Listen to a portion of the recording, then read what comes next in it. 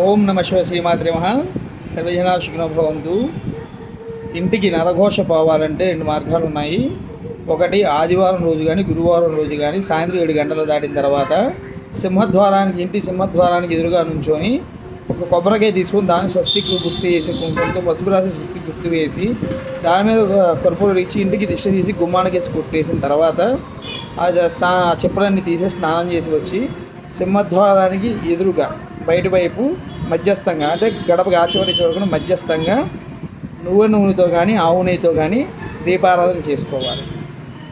ఈ విధంగా కొబ్బరికాయ కొట్టి స్నానం చేసి వచ్చిన తర్వాత దీపారాధన వెలిగించినట్లయితే మంచి ప్రతిఫలం అనేది వస్తుంది.